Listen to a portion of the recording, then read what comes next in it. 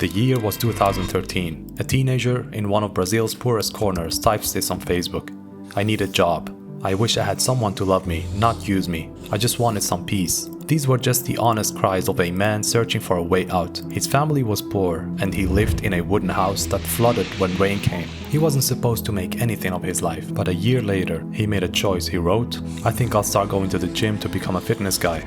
Those who know me know what I'm talking about, but those who knew him had no idea what he was truly talking about, because nobody could have predicted that just 7 years later, Ramon Dino! that same kid would stand at the center of the biggest stage in bodybuilding, going toe-to-toe with the best in the world. That the boy begging for a job would not just become a champion, but a millionaire with a whole country behind him. He didn't just get a job, he built an empire. He didn't just find love, he became the pride of a nation. This is the story of how two completely different realities can exist in one lifetime. This is the story of Ramon Dino. You think you have a limit. As soon you touch this limit, something happens and you suddenly can go a little bit further.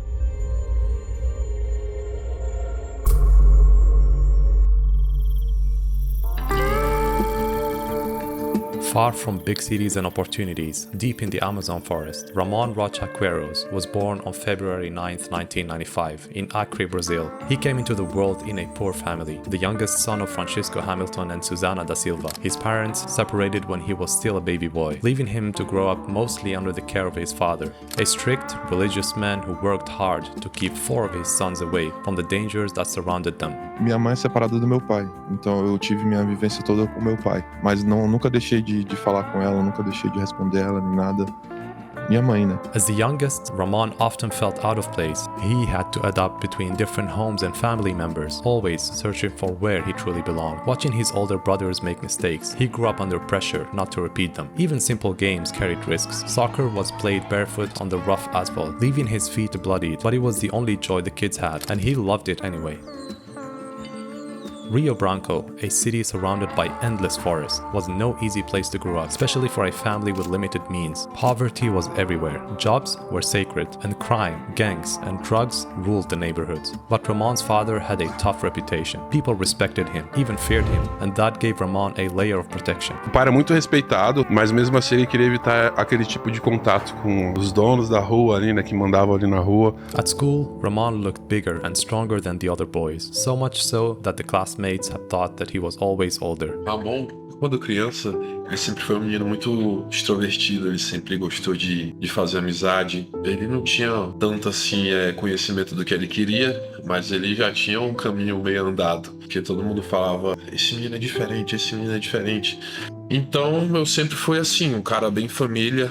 Meus sonhos assim de criança era, eu quero ter uma família, eu quero ser um super pai, eu quero ter um carrão, né? Sonho de todo homem, na verdade, é isso. You love to rap, you love to write poems, you are very talented. E esse gosto musical veio por causa do meu pai, que desde pequeno meu pai sempre escutou vários tipos de música, vários artistas, e fui pegando gosto e tinha caderno e tal, ficava escrevendo as coisas que eu ficava pensando, ficava tentando fazer rimas, poemas com rimas e tudo. Então fui me apegando muito com isso. At just 14 years old, Ramon had no money for a gym membership, so he turned to the streets. Eu não tinha tantas condições, também não tinha um emprego, mas eu gostava muito de praticar esporte, né? Fui pra praça porque eu gostava de praticar musculação, mas não tinha dinheiro, porque o pai não tinha condições de bancar uma academia. Não tinha condições nem de fazer as coisas direito dentro de casa. Vai bancar a academia pra mim? Gostava de jogar bola, gostava de fazer calistenia, eu gostava de lutar. Eu ia embarcar pelo lado da luta, pelo UFC, e meu pai ainda falava assim, mano, eu não quero ver você apanhando lá, se esse cara te dar uma porrada no ringue, eu vou lá e subquebro ele também. Falava, acho que isso não é pra mim. Só que aí eu peguei mais pelo lado da calistenia. In the Xavier Maya neighborhood, he discovered calisthenics. With nothing but his own body weight, he turned bars, benches, and even broken playground equipment into his gym. He and his friends would meet at the local square park using anything they could find to train. Tu era o cara que fazia as bandeiras, essas porra? Isso. Caralho, cara. And despite having no real diet, no supplements, and no guidance, the change came fast, almost like his body was built for it. Ramon felt his strength rising, and every time he looked in the mirror, he saw a new version of himself. With each rep, with each set, his body transformed, and with it, a confidence he had never felt before. Depois que eu me olhei no espelho mesmo, que eu vi o tal diferença, eu falei, caraca, velho, é diferente mesmo. Nada assim no peito, braço inchado, veias e tal. Aí comecei a me exibir. Falava, rapaz, isso daqui é meu. Isso aqui é pra mim. After 3 years of calisthenics, fate stepped in. One day, while Ramon was doing pull-ups in the park, a local bodybuilder named Marcio Garcia noticed him. Curious, Marcio asked if he trained with weights, but Ramon answered, no, only calisthenics. Marcio was amazed. He could see right away that Ramon's genetics were something special. With the right guidance, this young boy could become a name in bodybuilding. Eu falei, vou tentar. Você me ajuda aí? Marcio suggested that Ramon try weight training. A sport was still almost unknown in Brazil at the time. But with great training comes another challenge, food. And that's why I want to talk to you all about today's sponsor, Cal AI. You know the hardest part about any fitness journey isn't the gym, it's the kitchen. Tracking every single calorie like it's a full-time job. And honestly, it gets annoying real fast. That's where Cal AI makes life easy. All you need to do is take a picture of your food and the app breaks it down for you. Protein, carbs, calories, fats, all in seconds. No need to waste 20 minutes typing and weighing every ingredient like you're running a lab. From my experience, it's super accurate, but I always double check and edit ingredients to catch anything missed. If you want more control, the app has a full food database. You can search any food, adjust portions, and track it right into your meals for the day. It updates your calories on the homepage instantly, so you always know where you're at. And my favorite part? The barcode scanner for those quick late-night snacks. Honestly, it makes tracking so easier that sometimes I feel like my own coach. So stop guessing and making nutrition harder than it needs to be. Give it a shot yourself. Scan the QR code on screen or click on the first link in the description and use the promo code GNATION20 for a 3 days free trial. You'll be supporting the channel too.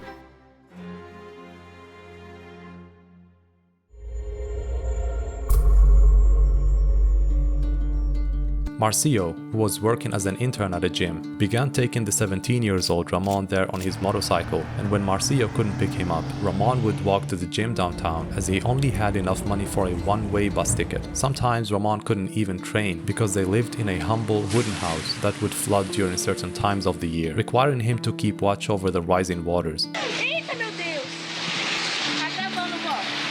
Despite these hardships, they trained together, sharing the challenges and dreaming of a life far away from their poverty. Marcio recalled inviting Ramon to his first competition at Porto Vero, but neither of them had the money to go. Marcio worked hard to find sponsors and was able to get them small support, like lunch and even a basket of food. Usually it takes a man years of training before he can even think about stepping on stage, but Ramon was different. His genetics were undeniable. Fiz minha primeira preparação e foi uma das coisas mais loucas assim que eu fiz, que foi ver meu corpo mudar e de uma forma muito extrema, né? Porque a gente já tinha uma genética que... One movement.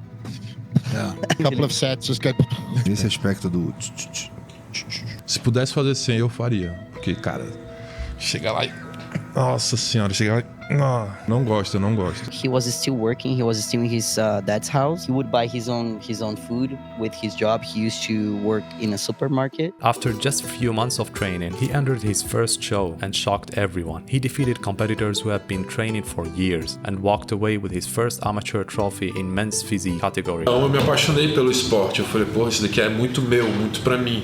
Unfortunately, Marcio then had health problems and could no longer train, and Ramon had to continue his training on his own. The following year, he proved himself again, and this time winning another title, becoming the best Brazilian amateur bodybuilder and earning the chance to compete at the 2018 Amateur Olympia in Brazil. Preparing for the show was the hardest test of his life. No sponsors, no job, no money. Just a dream. He survived prep with nothing but rice for carbs and eggs for protein. Meal after meal, day after day. It was the bare minimum. But his love for bodybuilding made it enough. It gave him the purpose, something to fight for, and something that carried him through the struggle. And when the lights finally hit the stage, all the sacrifice showed. Ramon dominated the Amateur Olympia and earned his pro card at just 23 years old.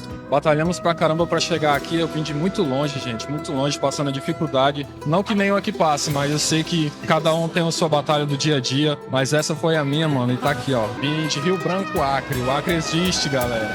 Despite earning his pro card, Life didn't suddenly get easier for Ramon. He was still the same young man without money or support needed to live like a professional bodybuilder. The dream felt further than ever. For 3 long years, he didn't step on stage. Many times he thought about walking away from it all. After he got his pro card, he went back to Acre, where he's from. Competi pra cá pra fora, o Olympia, achei que minha vida iria mudar, né? Não mudou muito. Fui indo e as portas começaram a se fechar e eu falei, caramba, será que é isso mesmo que é pra mim? Será que é o bodybuilder? And then COVID came too. So, I mean, nobody really believed in the sport to sponsor him. Eu deixei de competir, fui vivendo mais a minha vida rotineira mesmo, mas agora não tá me rendendo em nada, não tá acontecendo nada. Como é que eu vou poder ajudar minha família assim? Então meio que quase larguei o bodybuilder. But just when it seemed his journey was about to end, fate opened a door, an opportunity he never expected, one that would change his life forever.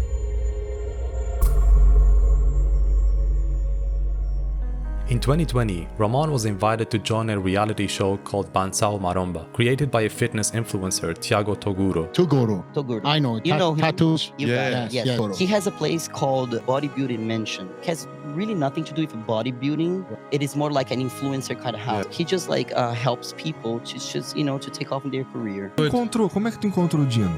Internet, mandei mensagem pra ele, falei, mano, eu vi um perfil bacana, ele tinha uns 40 mil seguidores, já uns 30, 20, sei lá. Quando surgiu a oportunidade, quando o Toguro me chamou pra vir pra São Paulo, eu ainda não tinha botado tanta fé, né? Eu falei, poxa, é uma oportunidade. And he was, of course, very afraid that it didn't work in São Paulo. He was like, if it didn't work, what I'm gonna do? I'm gonna just go back to work. I'm not gonna do anything. I'm saying, like, I'm not gonna bring anything to my family. And sometimes he said he would cry, miss his family. Because imagine for you to leave such a small town and go to like a huge city like that by yourself. Assim que eu conheci o Toguro me apresentou várias pessoas. At that time, almost nobody knew his name, but this project, followed by millions, gave him a stage he had never imagined. Inside the mansion, Ramon not only gained visibility, but also found something far more personal: love.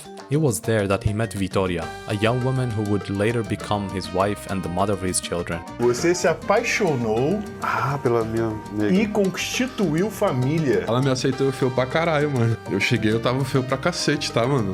Pra ficar lá no quartinho, que era um quartinho que o Toguro tinha cedido pra gente, né? E aí... Corre! Abriu? Tem uma puxa lá. Ai, gente. Abriu a porta aqui. O Ramon não chegou ainda, não. Não. Todo mundo tem curiosidade.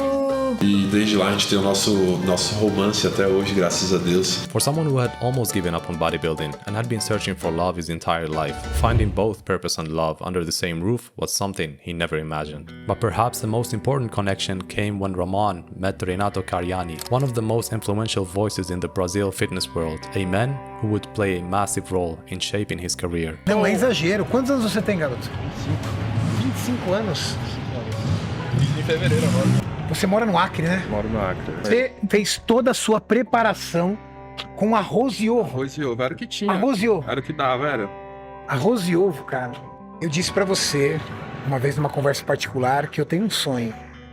Um sonho no bodybuilding, um sonho no esporte, que ainda vou realizar. Você, garoto, merece uma oportunidade. E eu vou te ajudar sim. Eu vou te ajudar. Pode deixar.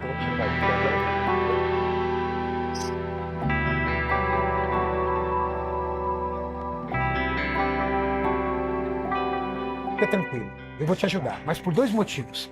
Primeiro, porque você é merecedor.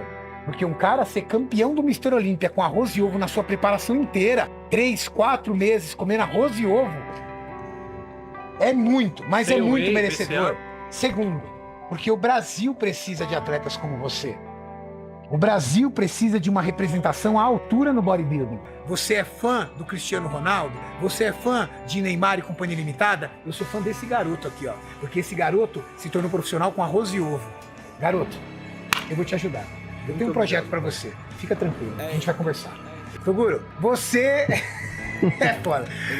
Um olheiro danado, um olheiro danado. Encontrou mais uma pérola do fisiculturismo. Obrigado, Toguro. Sou grato, viu? Everybody wanna see me stop. Breaking down walls, no sheetrock. Hot boys steaming off top like teapots. Hey, yeah, y'all want smoke, then get hit with a detox. Coast to coast, been a pro shooting knee-locks. Y'all don't rap, the bars weak, those cheap shots. Fuck it, I came through blazing. Call me Kanye, West Craven. Been a villain, I don't need no praising. No cape, I don't do no saving. Hey, shit, look what you made them. Took everything, look what you gave them. I don't do no handouts, bitch, I'ma stand outside till the After months of hard work with Renato, Ramon made a remarkable return to the stage at the 2021 IFBB Europe Pro, where he placed second. Leading the charge, team full of dogs, sinking our teeth in them, rip them all apart. Yes, he didn't win, but for Ramon it felt like a victory. Not only was it his pro debut, but he also earned the qualification for the biggest show in the world, the Mr. Olympia. It was an incredibly emotional moment for both him and his team. Hoje você se apresentou para os árbitros, eles não te conheciam. Eles vão sair daqui sabendo que lá no Brasil tem um menino que veio do Acre para buscar o mundo inteiro. Você começou lá fazendo barra fixa no parque, comendo arroz e ovo, como um monte de gente que acompanha esporte tá lá fazendo agora e sonhando. Cara, você é merecedor demais. And just days before the Olympia, Ramon received the most important news a man can get, the birth of his son. A baby boy named Ravi. Becoming a father made everything even more special, giving him a deeper drive to succeed, not just for himself but his family. Hoje a gente tem um filho, que é uma coisa maravilhosa também que aconteceu na nossa vida, que trouxe um pouco mais de maturidade pra gente, um pouco mais de responsabilidade, né? And so, with a newborn son waiting for him at home, Ramon boarded a plane to America for the first time. The kid from Acre who once couldn't afford a bus ticket was about to stand toe-to-toe with the best in the world. O pessoal nos Estados Unidos, na Europa, na Ásia, vai falar da onde veio esse cara. A genética dele é uma das melhores genéticas que eu já vi na minha vida.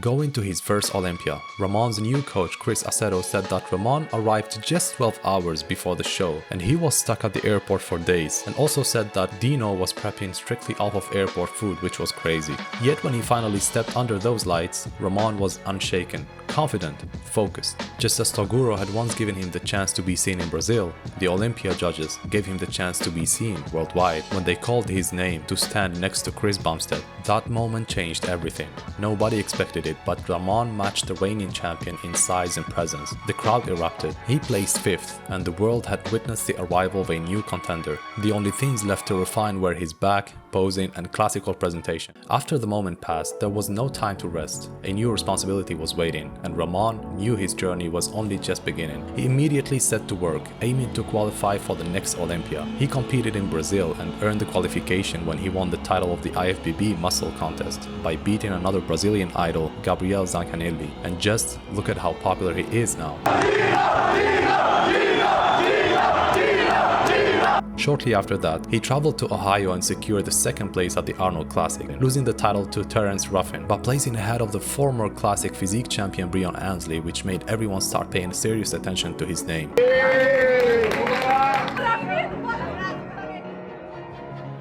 In the 2022 Mr. Olympia, Chris Bumstead confidently stepped on stage, comfortably making weight. But for Ramon Dino, it was a different story. On the day of the competition, Ramon faced a life-threatening challenge. With his off-season weight reaching around 254, Ramon had to weigh no more than 222 pounds to stay in the category. That meant cutting a massive 30 to 35 pounds before stepping on stage. His coach revealed that they had to rush him into a room and expose his body to extreme heat in a desperate attempt to make weight. Dehydrated, exhausted, Ramon was pushed to his limits, coming dangerously close to collapse just to step on stage.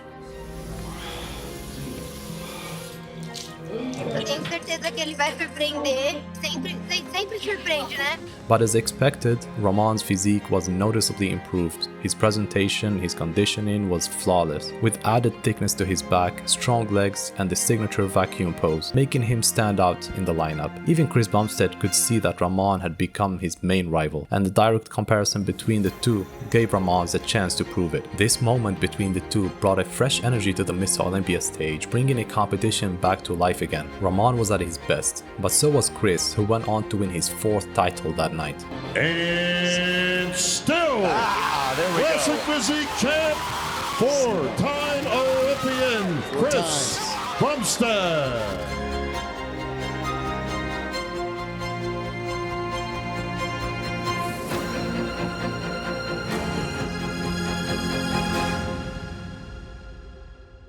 Finishing second in the world once again gave Ramon the confidence to head to the Arnold Classic with his sights set solely on the prize. Standing beside the statue of Arnold reminded him of the boy who once had nothing but a dream. O que aconteceu, Ramon? O que aconteceu? Caiu um cisco aqui, mas um sonho realizado. Há menos de 2 anos atrás, eu morava no Acre. Nunca imaginei que um dia eu chegaria aqui. E olha só onde é que a gente tá, mano. On stage, Ramon dominated the lineup with his incredible 17.5 inches forearm, and it came down to him and Urs, who had an incredible physique but couldn't match Ramon's size. Ramon Dino! Dino proved that his success in Vegas was no coincidence, and he went on to win the most important title of his life, becoming the first Brazilian ever to win the competition. Thank you for inspiration and for the motivation, your stories. Oh, shit's crazy, my man. Shit's crazy. Congratulations. That's real. I'm very proud of you. My favorite physique on the planet is Ramon Dino. If I could look like anybody on the planet, I want to look like Ramon. When he returned home, he was no longer just Ramon Dino the competitor. The victory turned him into a symbol of hope, a hero for millions in Brazil who saw themselves in his struggle. In a country where most people live below the poverty line, life is often a fight just to get by. Yet Brazilians carry something unique. They live like brothers, they share what little things they have, and they celebrate life with music, football, and laughter, even in the hardest times. It was in that same spirit of resilience and joy that Ramon found a second family, and for the first time he felt that his dreams and his heart were finally in the right place. But there was no prouder man than one living far away in Acre. Llegaste a mí como una luz de primavera, con aire puro que libera mi corazón. Qual é a mensagem que o senhor quer mandar para o seu filho hoje? Que ele continue firme, não desista. Ele sabe que o pai dele nunca desistiu de nada. Verdadero amor por ti. Faça pela sua família, lute por eles. Ninguém olha por ninguém. A única pessoa que pode olhar pelo seu pai é você, filho. Mas ninguém. Não tem governo, não tem assistência social, não tem nada. Então toda vez que você descer para aquele ginásio de academia para fazer um treino, filho, lembra dele. What's up, YouTube? Shit's crazy, my man. Shit's crazy. Despite being his main rival, Chris Bumstead took him under his wing like a brother, even traveling to Brazil to train with him. They became good friends despite struggling with communication, since Ramon's English vocabulary had only one word. He's like the nicest guy ever. He couldn't speak English, so he's just like, shit's crazy, my man, shit's crazy. It's pretty cool to watch because people would expect you would hate each other. Big pump. He talks to me and he has a lot of respect for me. We've like worked out together and we couldn't speak. You could just tell he like respected everything I was doing, was watching what I was doing, and was like really like conscious of it. So Falar ajuda de merda que ele me deu. You can see he has a good heart too. There's a reason why he's number 2, but while I'm here, I can say number 2. You know, me and Ramon, I think we set a good example by respecting each other, and he pushes me to be better every single day. You can have assholes competing against you, but it's a lot more fun to have friends you compete against with good heart. However, the friends had to face off once again at the 2023 Mr. Olympia. See you tonight? See you tonight. Yeah, see you tonight. See you too. See you tonight. It's good, man. A few inches later. Shit's crazy, my man. Ramon Dino!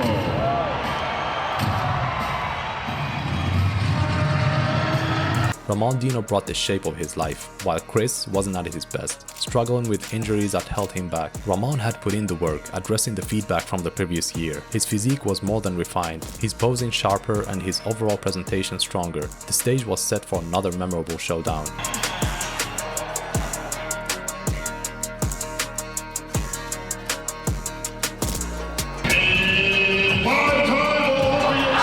When the results were announced, Chris Bumstead secured his 5th consecutive title, while Ramon took a 2nd place. It was a thrilling contest that showcased how far Ramon had come. The judges even noted that Ramon outshined Chris in some poses, like the back double biceps. He was pretty close this year. He was a lot closer, yeah.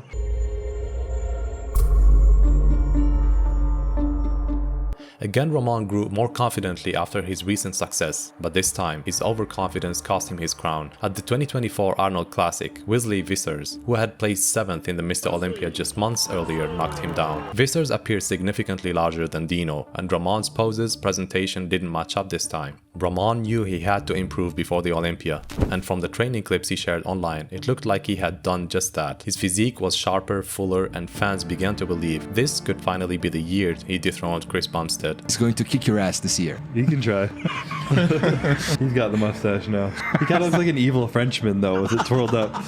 At the press conference, he stood tall, calm, and more confident than ever. Even his English had improved. Bro, this year, bro, over for you, bro.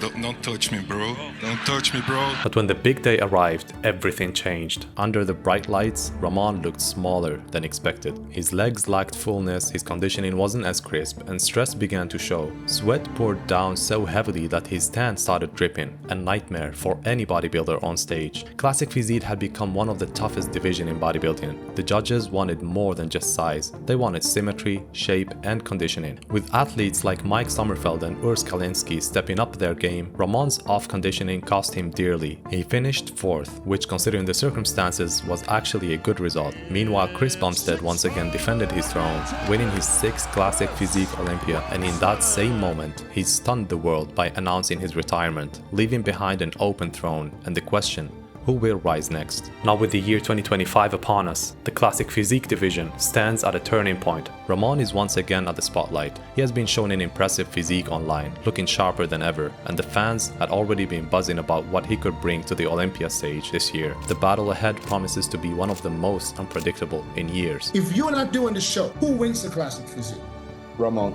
And Ramon looks even bigger this year. So I think he's going to have even a harder time, making a cut. I do not believe Ramon is going to make weight. I don't think he's making weight. Meanwhile, Urs shocked the bodybuilding world by stepping out of Classic and announcing his move to the Open division. His decision even inspired Ramon himself, who admitted that one day he dreams of doing the same thing. But for now, his eyes are locked on one goal, to become a Classic Physique champion. You have tasted second place, and when that first time comes, it's going to be amazing. It's going to be incredible. Thank you, bro.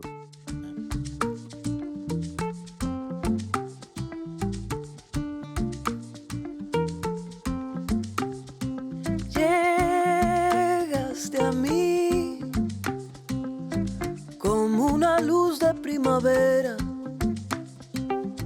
con aire puro que libera mi corazón. Llegaste a mim. E como é que é pra você? Como é que foi pra vocês dois a saída do Ramon? Trabalhei 3 anos de office boy em São Paulo e eu vou te falar, perigoso. Eu sempre aqui com o coração bem assim apertado. Eu vi ele campeão do Olympia. Tempo que eu sei que ele pode chegar lá. Very good. I'll be back.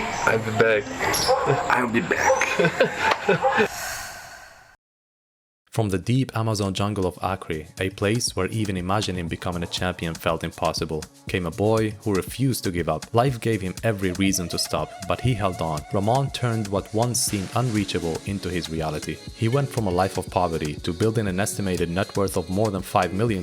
Today, Ramon has his own clothing brand, supplements, and a fitness project. The kid who once had nothing now stands as a symbol of hope for Brazil. His greatest victory is showing millions of kids out there, kids who feel small, forgotten, or trapped by their circumstances, that dreams do come true. If you believe, if you work, and if you never let go of hope, you will write a story of your own, just like he did. Espero que tenham gostado. Se cuidem. Valve Pats.